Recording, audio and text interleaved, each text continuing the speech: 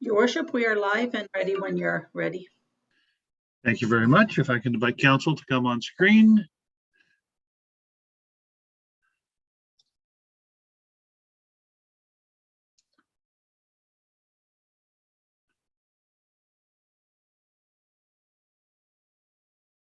Thank you.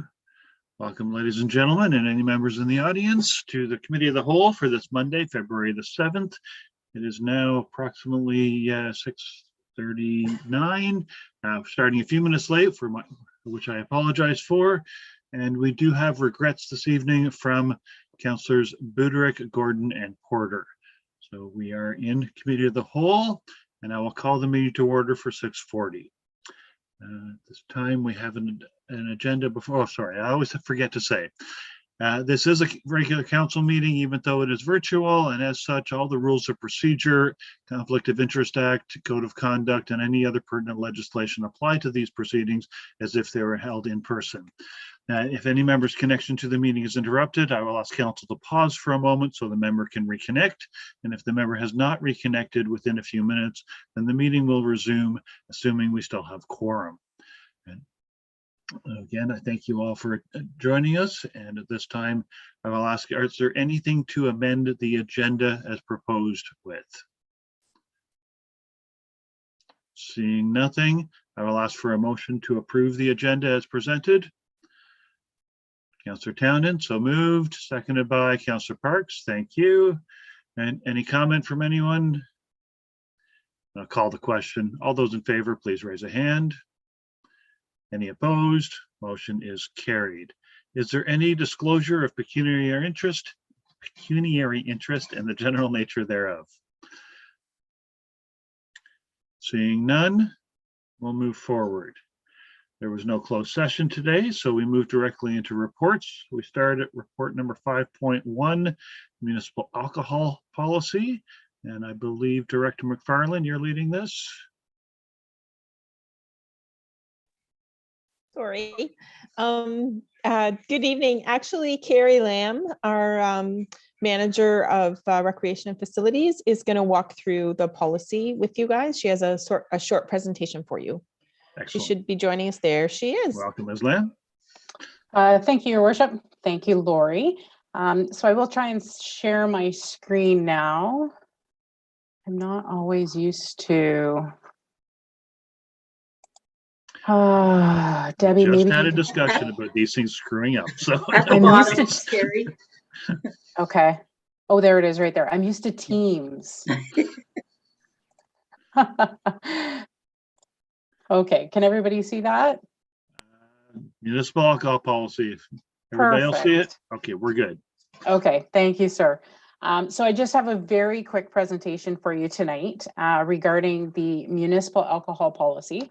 And if you recall, why are we here tonight? So I want to say it was a couple of years ago, actually, that staff were directed to update the current policy because it is outdated. It's from 1999, and we've had quite a few changes since then with legislation, as well as just best practices and things of that sort. So council or staff have done just that, and I'm just going to go through just a quick presentation and then happy to answer any questions that committee, I guess it is this evening, would have.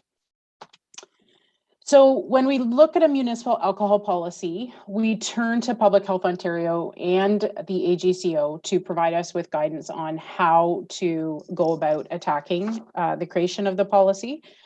So the Public Health Ontario has provided us with a document that is attached to the report. It's quite lengthy, but it's called the Municipal Alcohol Policies and Public Health, a Primer. And it really gives municipalities guidance on what we need to do to provide a municipal alcohol policy, why. So that's what this states here, is it outlines the safe, appropriate use of alcohol on municipally owned or managed property, places, spaces, and events. And they're part of a comprehensive approach to alcohol policy. The municipal alcohol policy is. So municipal alcohol policies are sometimes known as MAPs. They aim to support existing provincial alcohol policies and build on them to tailor the policy landscape to the local context. So we want to ensure that what we're doing is aligned throughout the province, and that with each of the agencies that we're working with. And it also does provide us with guidance on selling and serving alcohol in a responsible way to ensure we're reducing risk and harms. We want to ensure that our events and people using our facilities are serving alcohol in a safe manner. So those were that document was taken into consideration with the alcohol policy that you're seeing tonight. When we looked at the policy itself, we set objectives within the policy. We also looked at the properties for the township and events that the policy would approve. Right now, the policy includes the W.J. Henderson Recreation Center, the Amherst Community Hall, and the Wilton Community Hall. There is a provision within the policy that the director or designate could provide approval when all of the right requirements are met for service of alcohol at other township properties or locations. So it's not that we would say no, it's just we want to dot our I's and cross our T's and make sure that the risk is as minimal as possible in other locations. The policy also identifies the roles and responsibilities both of the township, the event organizer, and anybody either attending and or working at the event. So whether it's somebody serving alcohol, security at the door, someone selling tickets, those types of things are all addressed in the policy. Policy also addresses our insurance requirements, and we are unfortunately in a very litigious world at this moment. So we want to ensure from a township perspective that we are protected and that the event organizer is protected as well, and that together we're ensuring that the event can move forward in the best fashion. Risk mitigation techniques and requirements are certainly important. These would be things like, what is the signage posted at the facility?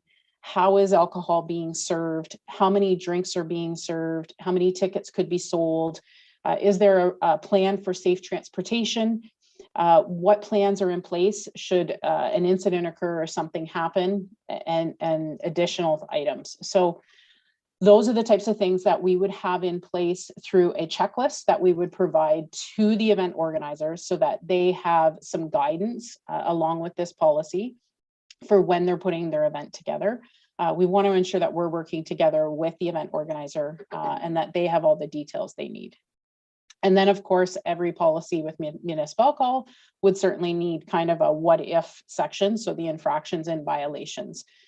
So should something happen, this section would identify how the township would deal with situations. When we looked at the municipal alcohol policy, we looked at it from a broader sense. We took into consideration the AGCO and the Liquor License Act of 1999. There has been several amendments and updates to the act since then. So those have all been considered. We also did consider the primer document that I spoke about. There was consultation with the public health unit and the appropriate staff. And we did get a great feedback and thumbs up from the public health unit regarding the policy that you're seeing tonight. And then, of course, we looked at all of our internal staff and directors and senior management that needed to be consulted. So business services from insurance risk management, certainly community and customer service.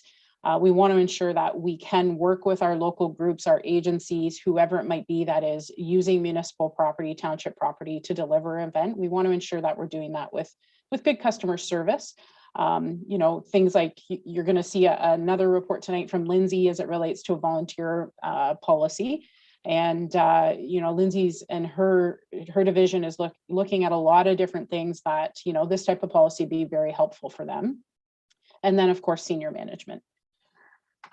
So with that said, I just took a very long, I'll say lengthy policy and summarized it as quick as I could without getting into the details of how many drinks and where and how many days out and those types of details. Those are all in the policy, but I wanted to talk more about the why and the risk mitigation and how we can work with our customers. So I'd be happy to answer any questions that council may have. Thank you. Council, any questions at all? Again, this is committee of the whole. It's open for more open discussion. And given that, I'll start things off. I'm scrolling right now and I'm not seeing exactly where I saw it, but there was a point in which I saw the the ability to shut down the event.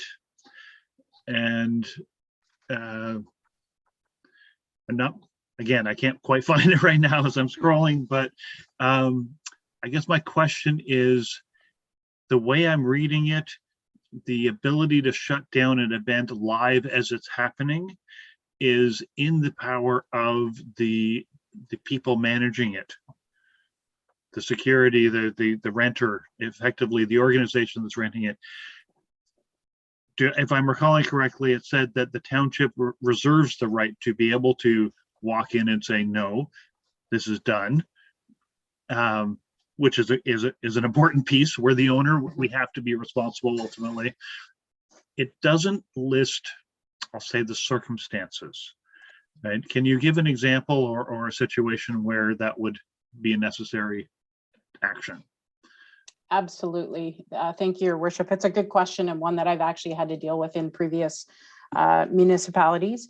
For instance, would be one of the things in the policy talks about service of alcohol by age. So when you're running, let's say, a men's hockey tournament, sometimes men's hockey tournaments will set up a room or have a location where they can license the area and serve alcohol. We've had situations where over services happened, crowds are starting to get a little unruly. They're having a little difficulty keeping alcohol in that restricted area. It's making its way to dressing rooms and things of that sort.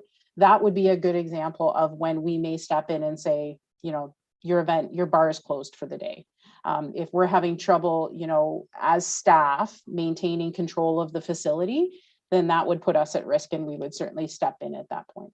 So that would be one example within the WJ Henderson Recreation Center. Excellent, thank you. Mm-hmm. And again, my eyes are open to see hands or call out from council to see others, but I'll go to the deputy. Thank you. Thank you. I just have a few. I'll just scroll down through, and as I find them, I'll raise them. The event organizer delegate, they're approved by the township. It looks like really the only criteria for it is that they're over the age of 19. I just was curious, is there other criteria, or will it just be if they're of legal age, then it's acceptable? Through you, Your Worship, with the event organizer designate, the AGCO has made changes over the years to that role. So we've kept it in line with the AGCO. In the past, they used to have to have their SIP, or what's now called their safe service, those types of things. That is no longer required because they're not technically the ones who may be serving alcohol. They're the ones whose names are on the permit, and they have overall responsibility for the event. So yes, technically they only have to be 19 years of age to be that person. But they certainly, they need to be in attendance at the event. They need to provide all that information that's listed in the policy to the township, whether it be signing off on applications, providing staffing, insurance, those types of things. So there is no requirement beyond 19 years of age. Okay. That's that throws it wide open. So my other question was just above number 6. It lists, like, for the number of people expected to attend, there's different requirements. And it's all there. For me personally, this is just a personal note, just for consideration going forward. It's kind of broke up into what the township and the health unit and everything is looking for, broken down by attendees. And then there's another paragraph broken down by attendees for AGCO. For me personally, if I was organizing this, I would find it easier if it was more of in a chart than to go through the sentences to say, okay, for this group, I need to do this and this, and then, for this group down here, I need to do this. That's just a personal note. That's just the way my mind works. And there was something else.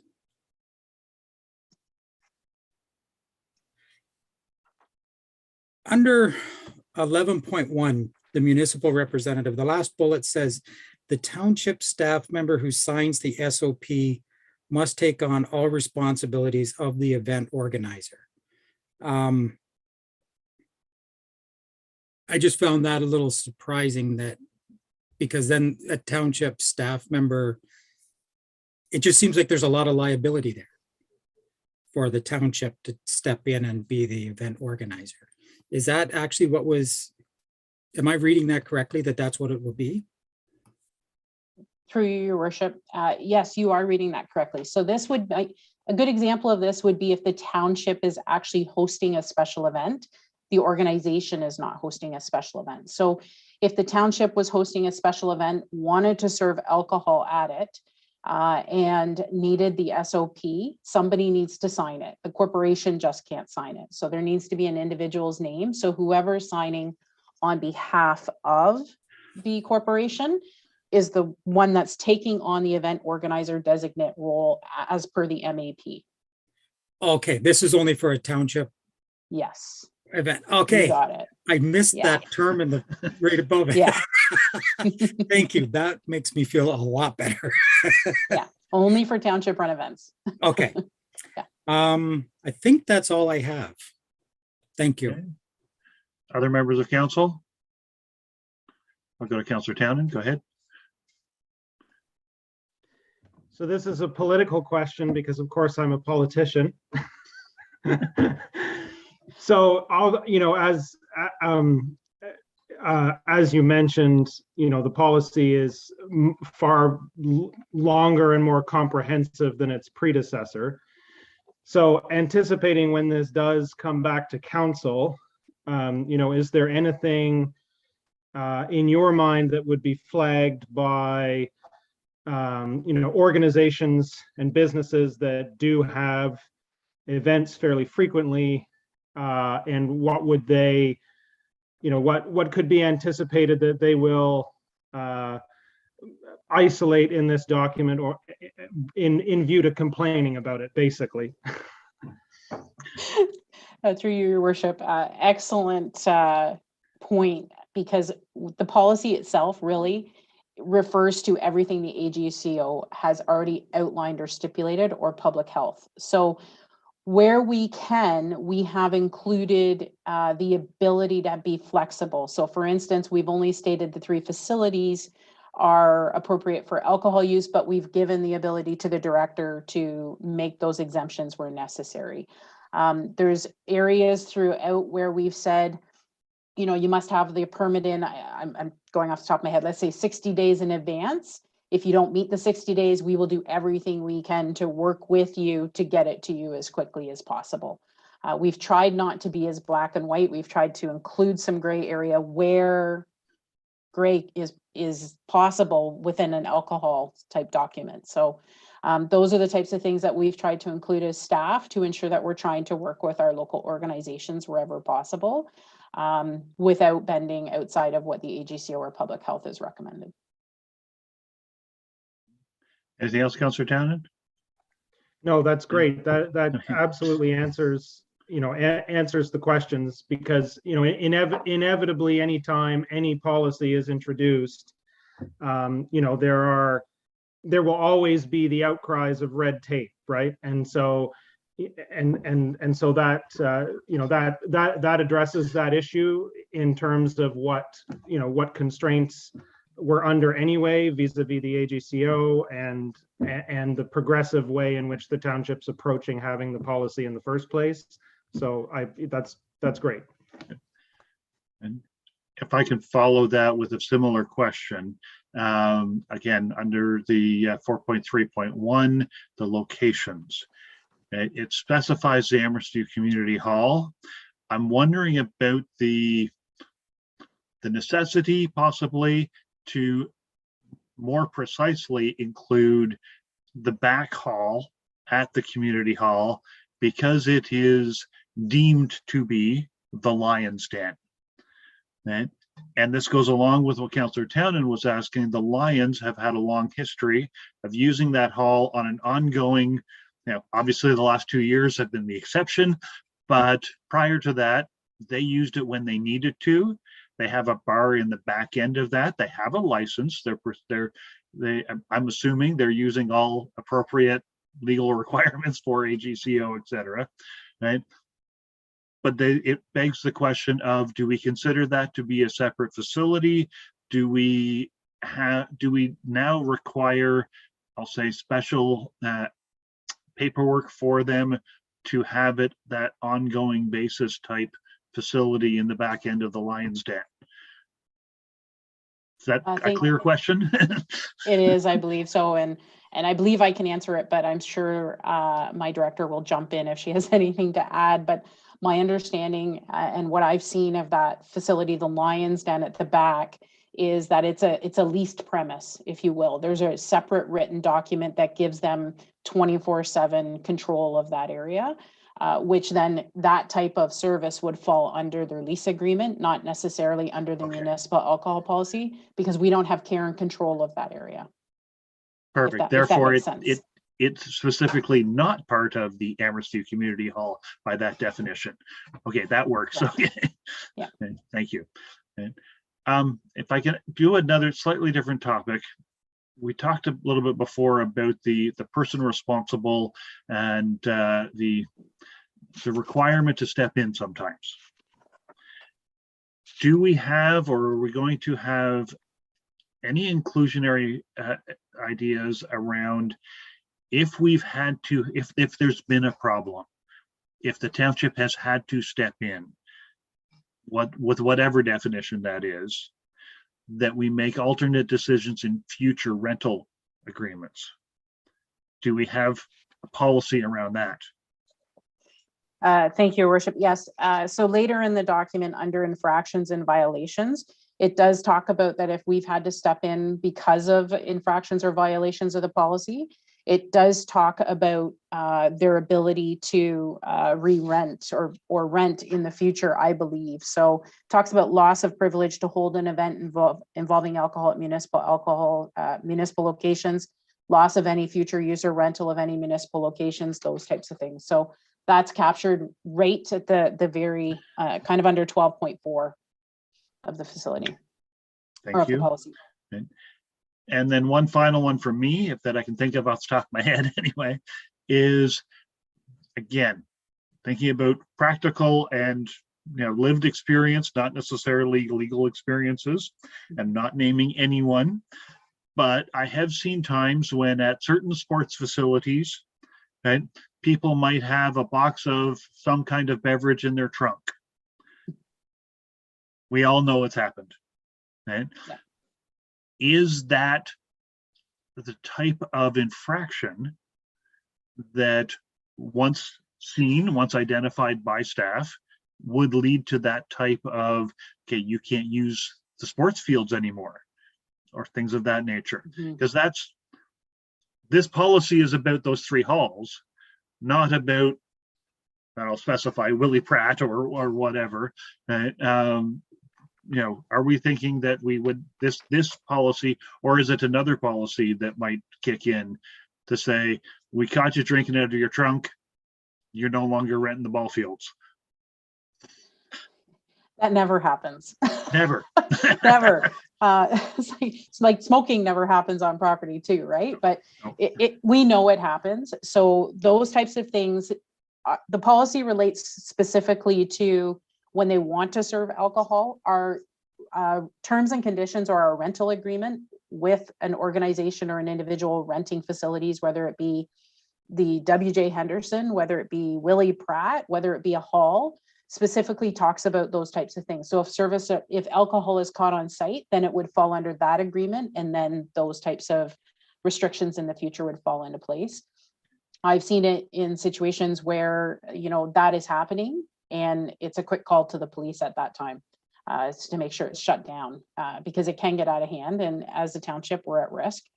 We want to ensure that it's taken care of. So if it doesn't directly relate to the municipal alcohol policy in terms of the proactive approvals to give, to our organizations, it would fall under their rental agreement. Okay, thank you. You're welcome.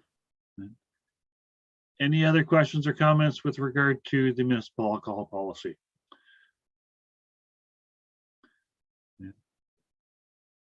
Seeing nothing. Sounds good. We do have a recommendation with an or in it. Again, this is committee of the whole, so it's basically to send it to council. What's your thoughts, folks? I'll go with Councillor Townend. Go ahead. Thank you, Your Worship. I move to receive the report and adopt recommendation number 1. So moved. Do I have a seconder for that? Councillor Parks, thank you. Any comments? No, just my thanks to Carrie on the presentation and for her very clear and helpful answers. Looks like we have a practical solution. Absolutely. Thank you. Anything? Oh, Councillor Parks, go ahead. Again, I just wanted to say thank you to staff and Carrie in particular. I think this is a very much needed update on this policy. So I think it's good moving forward. Thank you. Anything else? I'll call the question. All those in favor, please raise a hand. Any opposed? Motion is carried. Thank you.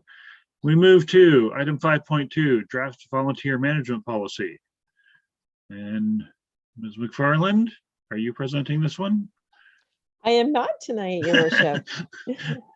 You delegated well. I'm just here to introduce Lindsay so that she can provide your presentation for you to walk you through this new policy. I'm quite excited about this new clarification on moving forward on volunteer management, if it's at all possible. Sorry, I'm rambling. I'll stop talking now. I'll let Lindsay take over. Thank you. Thank you. Ms. T. Okay, I'll share my screen. Let's see.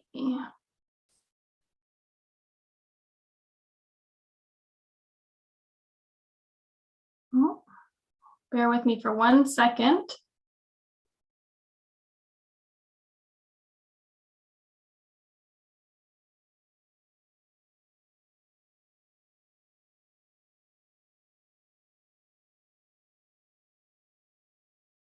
Okay, can we see that there? Think so. Do I have nods from everyone else? Yes, I do. Go ahead. Okay, wonderful. So thank you, Your Worship, and good evening, everyone. The Corporation of Loyalist Township recognizes that volunteers are a vital human resource. Volunteers contribute to the overall health, vibrancy, and sustainability of a community and to the effective delivery of programs, services, events, and committees. As such, I am pleased to present this draft volunteer management policy to Committee of a Whole for review and discussion. I'm going to move that. Okay, so the purpose of this draft policy is to establish volunteer management best practices that enhance program delivery while protecting community members, volunteers in the township from harm. Meet the responsibility of Loyalist Township to carefully engage, train, and support people who are carrying out volunteer activities that benefit the township, the volunteer, and the community at large. And to provide guidance to staff in their roles to facilitate positive experiences for both the staff and volunteers involved. This policy applies to all individuals participating in activities in a volunteer capacity on behalf of the township, and to all employees who recruit, oversee, lead, and/or work with the volunteers. The policy does not apply to volunteer firefighters, educational placement volunteers or co-op students, or committee of council appointees. However, if a committee of council appointee is volunteering for the township outside of the committee scope, they will be required to register as a volunteer. The volunteer management principles and organizational standards of the Canadian Code for Volunteer Involvement were used as a guide while drafting this proposed policy. Implementing best practices recommended by the Canadian Code for Volunteer Involvement will help to minimize risk to the township and the volunteers, ensure integrity of the experience of the volunteers, and assist in providing a safe and meaningful service to the program participants and the community. A few points from section 7.1 of the draft policy shown here highlight ways that the township will work to meet the organizational standards for the Canadian Code for Volunteer Involvement. In addition to the points listed on the slide, this includes placing a dedicated focus on ensuring that volunteers receive an orientation to the township and its relevant policies and procedures, and that they receive training for their volunteer work and activity before the performance of their volunteer task takes place. Ensuring that the volunteers are treated as valuable and integral resources of the Loyalist Township team, and as well as working to properly match the volunteer to the volunteer task at hand. To provide guidance to staff in the roles to facilitate a positive experience for both the staff and the volunteers, we've identified the roles and responsibilities for the service areas seeking and working with volunteers, as well as the volunteers themselves. This includes defining elements of the volunteer opportunity and related requirements, such as a detailed volunteer position description that would include date, time, location, and the task to be done, the training requirements, the waivers to be signed, preferred skill sets required for the volunteer task, and of course, the volunteer supervision that would be provided. Defining these roles and responsibilities for both staff and the volunteers will assist with the recruitment process, support the goal to attract volunteers who are both interested and qualified, and ensure that proper health and safety measures are in place to keep everyone safe. To support the policy pending approval, a volunteer management software portal will be launched. This portal will streamline corporate-wide volunteer recruitment and assist with volunteer attraction, so the opportunities will be well-defined and easy to access, which will support in attracting and obtaining volunteers with a keen interest in each task. It will support volunteer management and onboarding and training requirements by simplifying and tracking the management of screening and training. So volunteer documents, including certificates and waivers, will be in one easy-to-use portal. Staff will be confident knowing that the volunteers registered in the portal are qualified to participate as a volunteer. The portal will assist us with developing and maintaining a user-friendly schedule that will showcase various volunteer opportunities and enable volunteers to sign up with the click of a button. And it will track analytics with its built-in, easy-to-use database, which will enable us to report back on volunteer engagement, overall hours and contributions.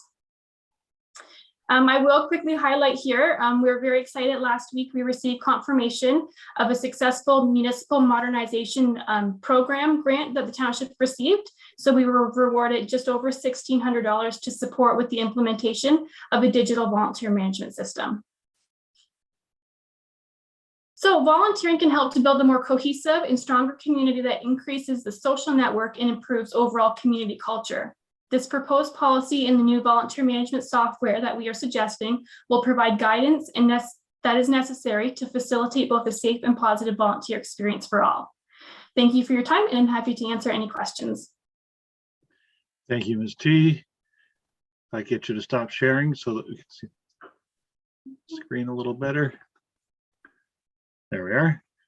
Council, do you have any questions or comments with regard to the proposed volunteer management policy?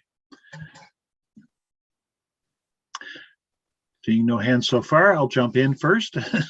My question relates to, and it's a vague question to be honest, but we have a number of high school students who are required to get a certain number of hours through a volunteer, and sometimes those are through the township, right?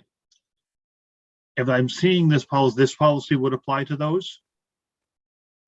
Correct, your worship. Anybody volunteering on township property for a township event or program would be required to register. So volunteers 14 or over are welcome to volunteer. If they're under 14, they must be accompanied by an adult. Okay. And did I note that all volunteers are required to get a CPIC at their own expense? That through your worship, it depends on the volunteer position and the task that they will be working on. It's not mandatory for every position. We'll be working with the HR division to determine requirements based on the type of volunteer task. Because I saw where it said the vulnerable sector clearance, what was a potential option, but I thought it was saying that the CPIC or whatever it's called was a mandatory. So as long as that's, because it doesn't seem to me in a practical sense that, you know, getting grade 9, grade 10 students to go out and do a CPIC at a cost of 30 to 60, I have no idea what it costs these days, but in order to come and do volunteer for 10 hours or something like that, that one seems to be more challenging from the practical side of things. But if there's a way, as long as you're aware of it and we can manage that side of it, I'm satisfied with that. Other comments or questions from council? Deputy, go ahead, and then Councillor Townend. Just following up on that with the CPIC. It used to be if it was for a volunteer organization that it was free to get a CPIC. Do we know if that's still the case? I'm just thinking if people are volunteering to help out with something and they're hit with a cost just to be able to apply or to be approved. In the past, it used to be that the organization could write a letter saying this is a volunteer position, and so there was no cost from the police. I'm not sure if that still exists or not. Through your worship, yeah, so in the past, I know that was definitely the case. We have reached out to our contact at the OPP to confirm if this is still the case. We're just waiting to hear back. I know in my previous experience that the township could provide a request letter that the volunteer could take with them when seeking the CPIC and use that in lieu of payment. So we're just clarifying the requirements for CPICs right now, and we'll make sure that that's clear for the volunteers. Okay, so that's a work in progress on that topic. The one other thing is, and I'm just trying to picture the broad scope of volunteerism in the township and how this may work out. The way I read it right now, there would be a description they would put in for volunteer for a very specific position. And I guess what I'm looking at is, do we envision there ever being like a volunteer pool where somebody might say, I'm willing to volunteer for things that are coming up, and without actually going through each individual opportunity? Like I can see the benefit of that, but then it might be a challenge too, trying to keep track of them and the others that come in and who gets first dibs, and things like that. So I just wasn't sure, is that something that we envision, or are we kind of ruling that out at this point? Through your worship, with the volunteer management software that we're looking at, it would very much be able to accommodate a volunteer pool. So volunteers would be able to register in the software just as a volunteer in general, expressing that they're interested in volunteering. And if there's an opportunity that comes up that interests them, they can apply for it. We'll also have various surveys and feedback forms in the portal as well, so we can get an understanding of different volunteer opportunities that people may be looking for, that we can work with different divisions to create. So it's definitely supposed to be used as creating a pool of volunteers that we can reach out to on a regular basis. Okay, thank you. And I believe I just have one more, if I may, Worship. I believe this is covered in, I highlighted this at the beginning, and then I think it is covered at 14.5. But I think there was a line down there that said that if somebody, basically, if somebody couldn't do it on a computer, there were other methods to be able to do it. And I just wanted to confirm that that was the case. Yeah, through your worship, absolutely. If people aren't comfortable using the online portal, the Heritage, Culture and Tourism Division will be able to support them and set them up in the portal. Very good. Thank you. Yeah. Thank you, Councillor Townend. Both yourself and the deputy mayor took my questions, your worship, so. It happens. I'm flipping a proverbial table. Anyone else? I've got a couple more actually that I've come up with since. And one of the things that does happen, and again, I'm looking at the practical side of things, we have other organizations, be it the minor hockey, be it Lions clubs, be it churches, whatever, right, that are doing an event. It ends up happening to be on our property, right? And our staff can be pseudo involved, I'm thinking like Canada Day as an example.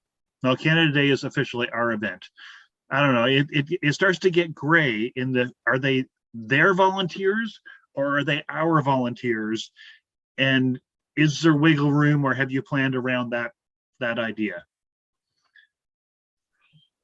Great question. So right now the policy is structured so that it is for township hosted events and programs taking place. You know, when we're working in partnership with, and my director can step in here, but I do believe that if we're working in partnership with and the township is attached to it, we are connected with risk and liability. So it would be of our best interest to have the policy in place so the volunteers are, you know, properly trained. But it was written in regards to township hosted events and programs. So by example, the volunteer coaches at minor hockey, even though they're in our arena, right, they're not our volunteers at that point. No, Okay. correct. They would be minor hockey. Yeah. Okay. Now I'm going to stretch it the other direction, if I may. And I know I'm picking it at small points here, but I think about, say, the Bath Museum Committee. The Bath Museum Committee is officially a committee of council. They're working in a building that we own. As a committee, they're excluded from this. But their activities within the facility on a day-to-day basis of managing and running that museum is not the same as just sitting a committee once a month for 2 hours. Where does that one fall into this? Are they then volunteers outside of that committee definition? I see my director took her mute off, so I will let her speak to it.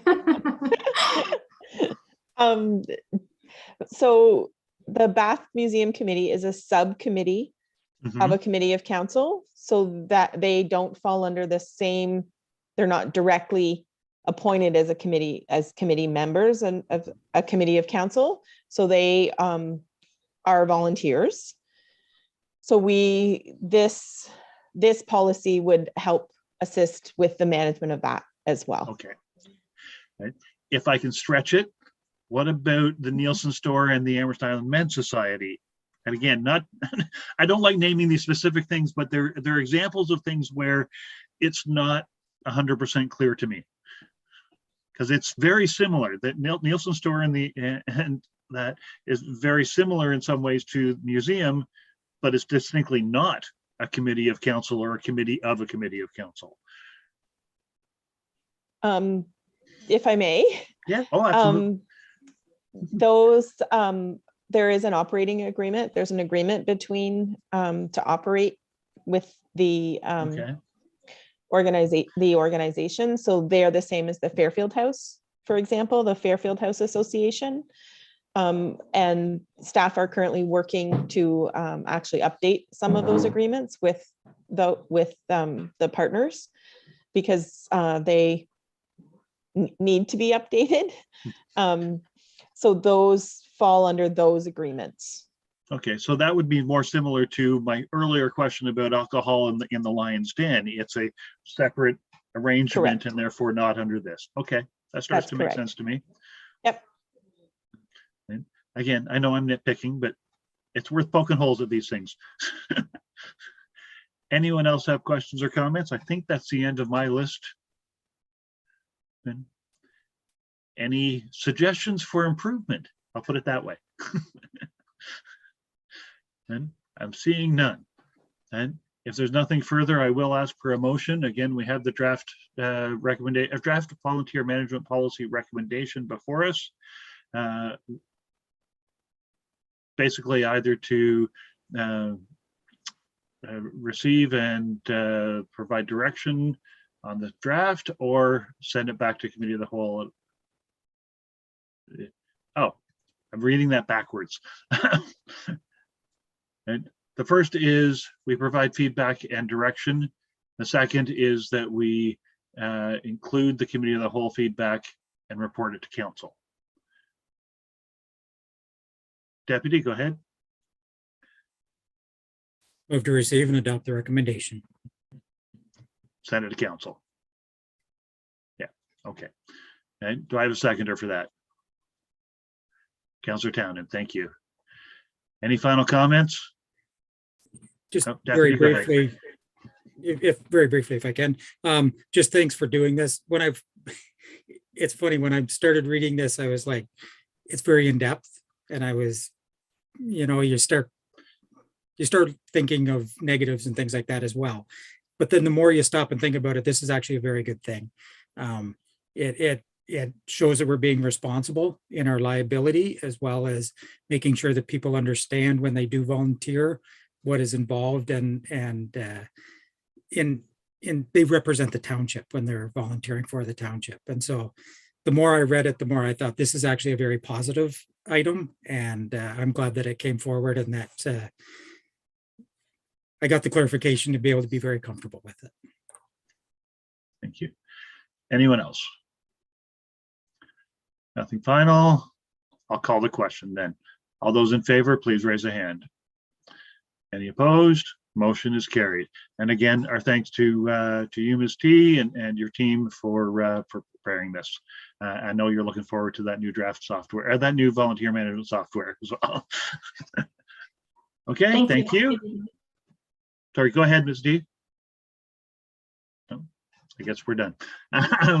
We move forward to item 5.3, proposed draft customer complaint policy.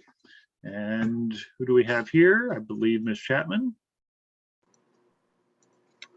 Oops, you do, Your Worship. There she is. And I'm going to just share my screen as well.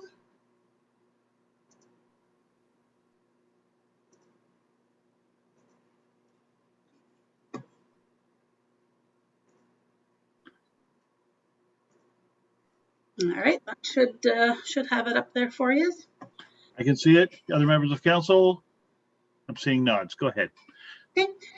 So this is a customer complaint policy. It was before council back in 2020, and just with everything that happened over 2020, it was one of those ones that was on the back burner, brought forward now with some changes to make sure that it's links with our strategic plan, and the customer satisfaction is a priority for Loyalist Township.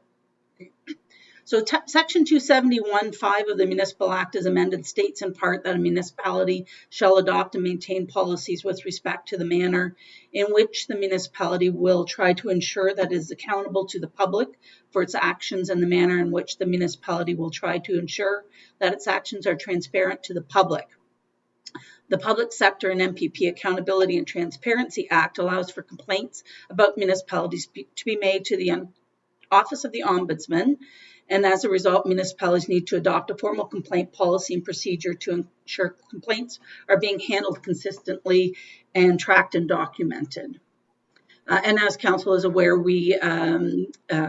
council did pass a resolution to appoint the Ombudsman as their complaints person. So the idea for the purpose of this policy is to have consistent and uniform process to respond to the complaints. Does the transparency and accountability, that the response is fair, impartial, and respectful to all parties. The principles, Section 3 outlines the policy and procedures are based on a complaint management principles, ease of comprehend. I don't have to read them all. You can read them there, but there's basically, 9 bullet points there of what the principles are. The types of complaints, so this is probably the biggest discussion that we had even when we were circulating the policy or the draft policy as to what is a complaint. And I think this is probably something that the public has, and staff and council may have in regards to differentiating between what a complaint is and what isn't. So the policy applies to all complaints received regarding all administrative actions and functions of Loyalist Township. So it's similar, these are just examples, like a failure to do something that was agreed to do, failure to observe policy or procedures, an error made by an employee or contractor, unfair or discourteous action statements made by employees, contractors, access to services, timeliness of service, and quality of service. The policy does not address, and this is basically on the flip side of it, where it's not addressing inquiries or requests for service requests. One of the biggest ones that we usually get is, a street light out. So somebody's calling, it's not really a complaint, they're just saying there's a street light out. So it's letting us know. So it basically a service request, not a complaint under this policy. Non-municipal services, issues addressed by legislation. This speaks a bit about it later on about the matters handled by tribunals, but it would be similar to planning. So if there's that it's going to what do they have on here? The lands appeal, then this wouldn't apply to it. And a decision of council. So again, council has the right to make a decision that can't, or I guess somebody could put it in, but it's not meant to be in as a formal complaint. Council has a right to make those decisions. And this isn't a means for an internal employee complaint, or again, as matters handled by tribunals, such as the planning, such as if it was going to the integrity commissioner and the closed meeting investigations and council code of conduct, those, because there are processes already in place for those types of complaints. The procedures, it does speak to the anonymous complaints will not be accepted under the formal procedure. So it's not saying that that we don't look at them or review them. It's just, again, if it's coming through a formal complaint, it needs to have that name and address and the contact information so that we can go through that. Again, they can be submitted through website on our portal, in person, telephone, and through a council member or a member of council. Again, it would be, though, forwarding the information so that it could be input into the tracking system. So the formal complaint is, again, having to have the contact details, type of the complaint, summary of complaint, and date of incident. The informal complaint, what we look at there is that in township employees' responsibility is to attempt to resolve issues or concerns before they become a formal complaint. And also identify opportunities to improve municipal services. So again, this would be somebody at the front counter that wants to, again, they say complain, but it's whether it's actually a complaint or just a question. And if staff can do that at first point of contact, then it wouldn't be logged as an official complaint. It's just a question that's done at the front counter. And that's the end of that. Now I do have, let me just pull it up because we do have a, oops, sorry, just need 1 second here. Gotta change my screen. If I can find it.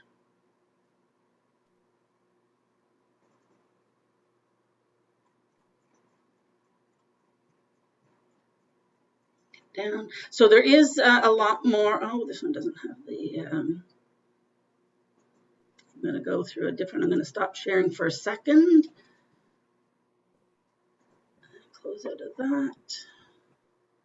that. So under the report, there is at the very back, we have put it into a workflow or a flow chart, which basically goes through how the complaint process works. Just pull that out. Share again.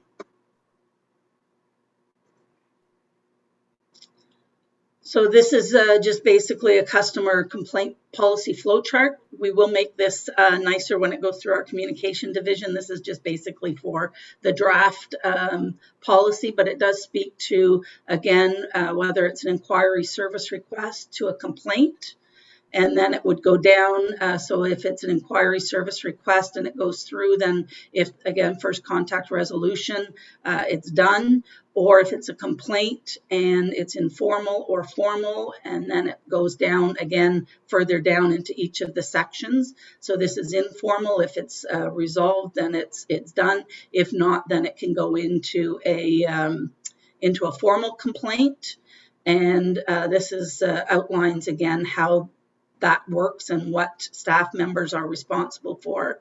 And it also comes into that there is a complaint review committee. So if the initial investigation is done and they're still feel that it hasn't been resolved, then it can go to a complaint review committee. And then up through, and if it's not, again, if that's not successful, then their option is to go to the ombudsman. All that information would be retained and be provided to the ombudsman when they would initiate an investigation in regards to the complaint. So I didn't go through the whole, each step individually. It is outlined in the policy. And we're hoping that the flow chart might be, as a visual, a little easier for the public and for staff to be able to have a visual reference to go on the complaint policy. Okay. Thank you very much. I'll turn to council first for questions, comments, ideas, improvements, etc. I'll go to Councillor Parks. Through you, Your Worship, to the director, the clerk. I'm just wondering at what point in the complaint process, I guess, would it come to council? Like, when will we be notified if it was going to the ombudsman, or would we be notified before that? Like, I know we're not going to be in the day-to-day thing, but I just wondered what the timeline would be for council to be aware of maybe a pending litigation or something. So through Your Worship, typically they can go directly to the ombudsman now without any of us knowing. What usually happens is the ombudsman would contact us and find out what the process is. Once we have a formal process, then they will send those individuals back to us. What we would be looking at is, I believe on the tracking and reporting, is that we would be reporting through to tracking what the complaints are, seeing what we're doing, and then be able to report out to council and to the public on, again, with FIPA in mind, but just the complaint type.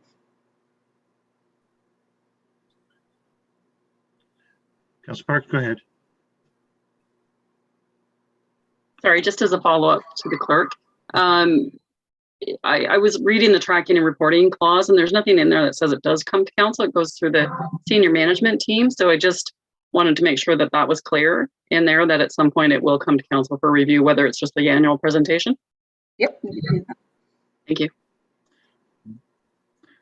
And just to follow on Councillor Park's idea, because that was one of my questions as well, is it seems to me that there's two different types of reporting to council. First would be the general, I'll say the statistics. Now, we had 18,000 complaints this year. They were all resolved in 10 minutes. Great. Okay, maybe not 18,000. We had 2 that people are still upset about. Numbers of that nature, general reporting is an important feature for council, certainly. But it does seem to me that there may be an opportunity where you've got a specific complaint, a specific problem that has been through staff and through the committee. Potentially there is call it an appeal process, call it something where this could come before council. And of course, we do have delegations and open forum where people could bring these things, but I'm not seeing that function within this at this time, and wondering if there should be one. I think that's similar to what Councillor Parks was looking for, is that ability to hit council with the concern before it goes, potentially before it goes to the ombudsman. Although, as you said, they can go to the ombudsman right at the very first step if they choose to. That is the legal availability, certainly. Have you seen any other examples where there is an option to bring it to before council on the specific item. I haven't, Your Worship. I haven't looked at I haven't looked in depth at like a whole.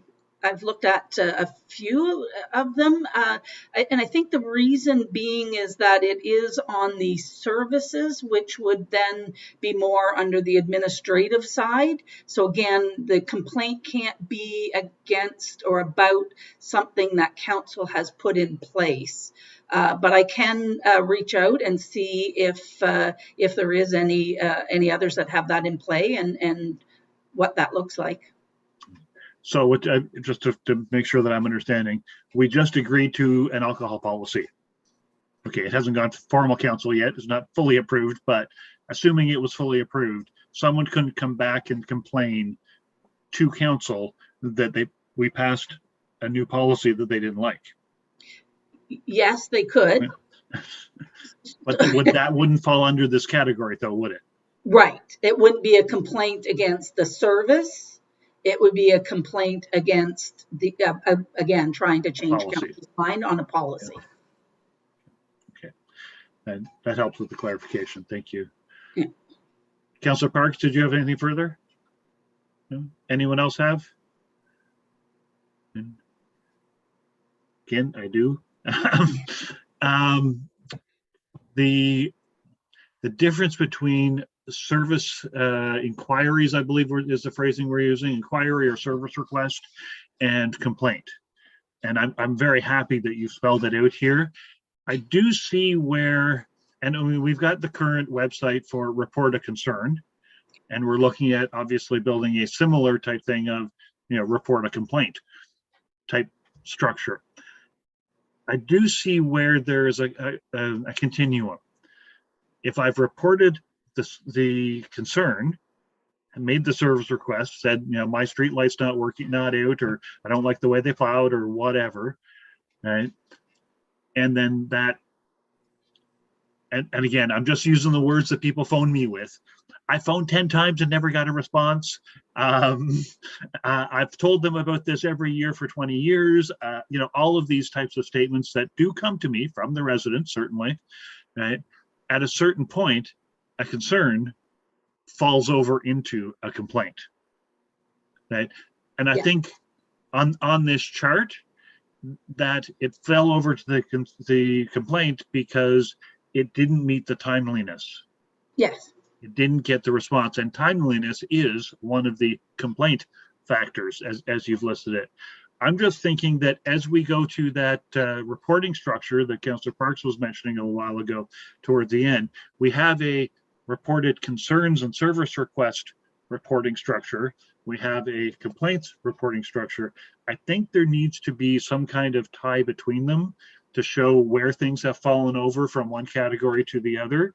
Because I very much agree, report a concern, it gets fixed, it's done. It doesn't need to be listed as a complaint, most definitely. But 6 months later, maybe it does, if that makes sense to you. It does, Your Worship, and I mean, part of that I think is even where this policy speaks to the improving services, right? So I mean, when people do submit those, we do need to. I know we look at closing them and that type of thing, but we haven't done the reporting or what that looks like for reporting to council, and with this policy, it really does. Indicate that should be as to how many we have. And I know we're working on some statistic reports to come forward to council. And I think that would be something that we would have to talk about at SMT or the senior management team on how or what that looks like. Thank you. And just realizing that what I was just saying about, hearing about complaints for 20 years, I want to reiterate that most of the time when I hear about that type of statement, when I dig into it a little further, they complain to their spouse. They thought about complaining. There's a number of steps that don't always mean that the township was actually aware in any way that they had a complaint. It quite often happens that way. I'm not complaining about staff at this point, please. But it can happen, certainly. And we need to be aware of all of these potentials so that we can track them and understand them. Other members of council, questions or comments? Nothing? Then, considering that this was a hard one for you to produce, so I appreciate that. And if there's this few questions, obviously you did a good job with it. Again, we have recommendations to receive with any amendments and move to a future agenda for council consideration, or that we provide direction and a draft policy be moved back to a committee of the whole in the future. Council, what would you like to do with this? I see that I'll go with Councillor Townend. I move to receive the report and adopt recommendation number 1. Number 1, thank you. Do I have a seconder? Council Parks, thank you. Any comments? I'm seeing none. I'll call the question. All those in favor, please raise a hand. Any opposed? Motion is carried. Thank you. And we move again, and I think the clerk stays here for this proposed draft bylaw enforcement policy. It is. Madam Clerk. Okay, thank you, Your Worship. So again, the purpose of this policy, so it's a bylaw enforcement policy, is to provide guidance to staff, elected officials, and the general public regarding bylaw enforcement policies and practices in the receipt of complaints and initiation of investigation and enforcement in regards to regulatory bylaws in Loyalist Township. And in addition, what we're looking at is introducing a matrix which speaks to our enforceable bylaws and setting up the priorities and levels of enforcement. So I will just start this slideshow. Share first, sorry.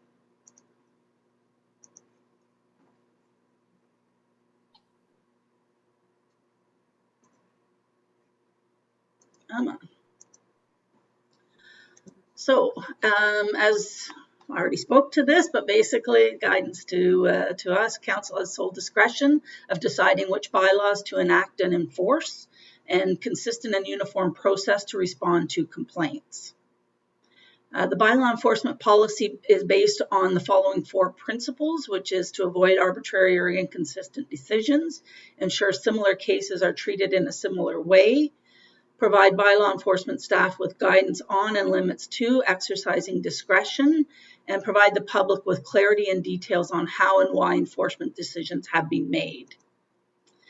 The administrative fairness, the policy itself speaks to this, but that bylaws are authorized by and consistent with council direction and legislation. The written policy for fairly and reasonably exercising discretion, written standards and expectations of conduct of bylaw enforcement staff when they interact with the public, clear, consistent, and available public information regarding bylaws and enforcement practices and how to make complaints and appeal decisions. I know we talk about this quite often in regards to, the educational component in regards to bylaw enforcement is probably just as important as the bylaws being passed and having them out there and sending staff out. A process for receiving, assessing, and responding to complaints in a timely manner, and a consistently applied and well-documented investigative process that establishes a clear factual basis for enforcement.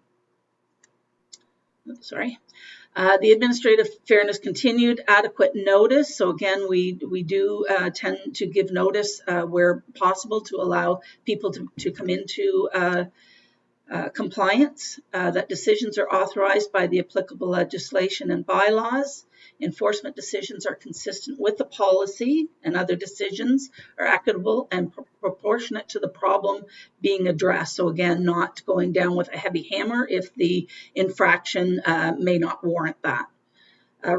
Reasons for enforcement decisions that are appropriate, that set out the basis for the enforcement, and that provide information about how to appeal, and then appeal processes are accessible and fair, that are communicated to affected persons in a timely manner. The general provisions, I know this is a little small and I apologize. Again, it's in the policy, but it basically goes through on the outlines the general provisions of the policy. The principles of proportionality, equity, and consistency, quite a handful of a title, but basically, again, it's considering whether an enforcement measure is proportionate to the harm caused by the violation, considering whether a person's circumstances would make enforcement unjust, and considering whether an enforcement measure is consistent with policy and practice. Again, that's not saying that just if somebody's couldn't afford to pay a fine or something like that, it doesn't make them exempt from it. It's just it's to be looked at when going through the on the enforcement side of things. Section 5.4 speaks to the making, receiving, and recording complaints. So the method of making a bylaw complaint, the receiving and responding, and the recording a bylaw complaint. And again, it's clearly written so the that it's followed on each one. Sections 5.5 and 5.6 bring in regards to the responding to frivolous, repeat, or multiple complaints. And then the 5.6 is communicating enforcement's decisions. So that's, again, outlining what's transpired and what's going to happen. So it's when discontinuing a service, so i.e. Bylaw enforcement has deemed that they've done everything that they can and ending that and then providing the communication when that happens. Again, notice prior to enforcement to let somebody know that they're, if they don't comply, if there's an order, the potential is there that we'll go in and clean it up and the bill is added to their taxes. Allowing the reasonable timelines, the notice of potential consequences, and providing reasons for the enforcement decision. The complaint priority service level matrix, which is something new that we're proposing, but it does prioritize the level of service for each township bylaw and the required legislation. So again, the township is more on a reactive basis other than for proactive. They do winter parking proactively. This allows so it's proactive, a patrol service level, and a reactive service level. And then anonymous complaints will not be investigated. Anonymous complaints will not be investigated unless potential safety, health, or liability issues are identified. So it's basically the same thing. If somebody calls in, doesn't leave us their name or something like that and says, my neighbor's pushing all his snow from the driveway out onto the roadway or something along those lines, we would still go out. It wouldn't be a matter of wait because we didn't get a full formal complaint. Oops, and I'll stop sharing that. Okay. Thank you. Okay. Council. Oh, sorry, go ahead. No, I was just going to say, and then the matrix I do have, sorry, I should have done that before I quit. We do have what the matrix would look like. I couldn't fit that onto the slide. It would have made it way too small. So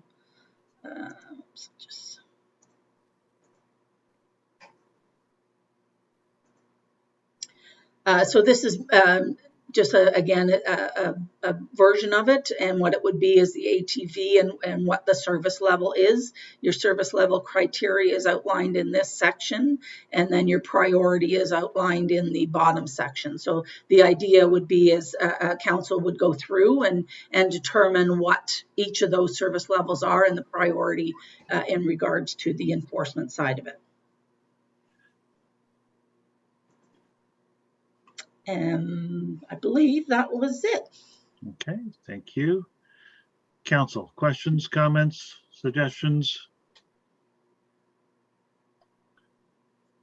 Okay, I'll start with a combined comment and appreciation for the very last piece you added is the matrix document as it appeared in our report doesn't include service levels or priorities. They're blank. I hadn't picked up the idea that it would be council at a later date filling that in. But along those lines, I'm wondering if there's going to be a level of flexibility in that. And I'm thinking fireworks, normally we don't have to chase in the winter. Obviously, the recent protests there was a little bit of the, but not, I don't think any in Loyalist, but normally that's a summertime type concern, if you will. The, open air burning, again, very rarely do we need to address those in the winter. So I'm wondering if there are exceptions or I'll say more precise guidance that we can provide than just this is something we're patrolling for versus this is something that we're watching for, or this is something we go to when someone calls us, which is how I see those three service levels.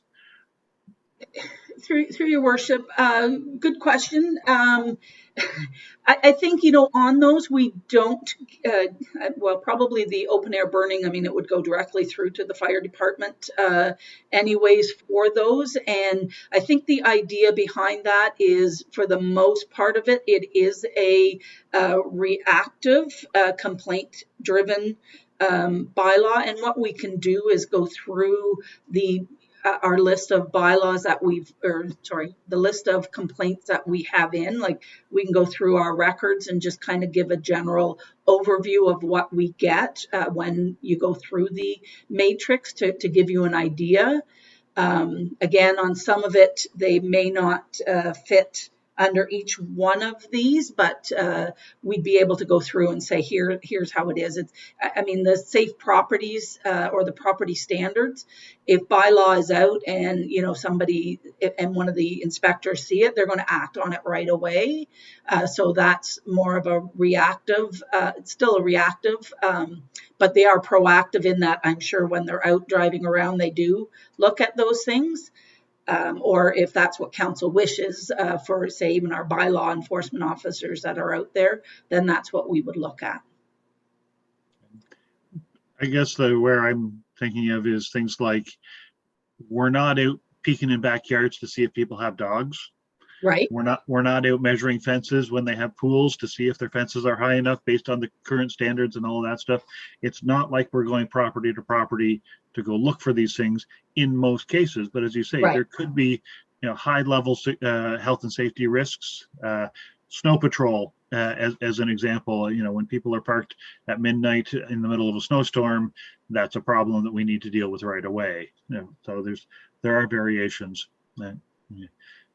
Council, any further questions, comments, ideas? No. I am wondering if we should be looking at, now, most of the time when we get these reports, we're saying send it to council for approval of the policy, or send it back to committee of the whole with some ideas on adjustments or amendments to it. I'm wondering, with this matrix and the work that's going to have to go into kind of completing that, and possibly some research or some information from our staff in each of those categories. How many ATV complaints do we get in a year, or time of year, or any of that type of thing, in order to make a good call on that matrix. I'm wondering if maybe we should be sending this to committee of the whole with that specific target, basically saying, yes, we like this, but we still need to do more work. Is that likely a direction for Madam Clerk? Yes, Your Worship. It is a fairly lengthy policy, and it's in depth. It does provide, I think, good direction for staff from under bylaw enforcement. You're right in regards to, again, this does cross departments in regards to fire, in regards to the building department.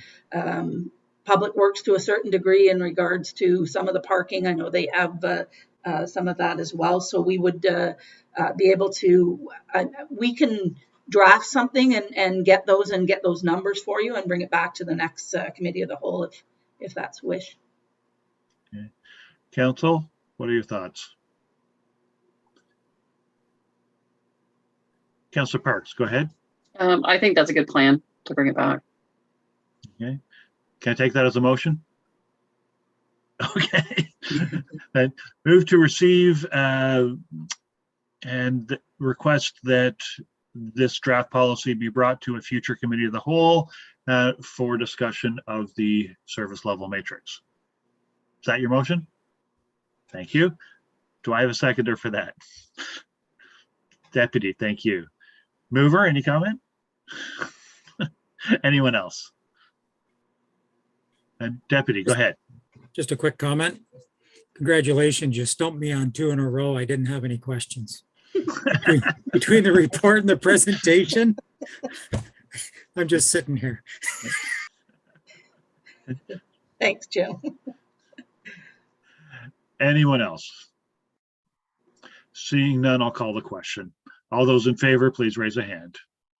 Any opposed? Motion is carried. Thank you.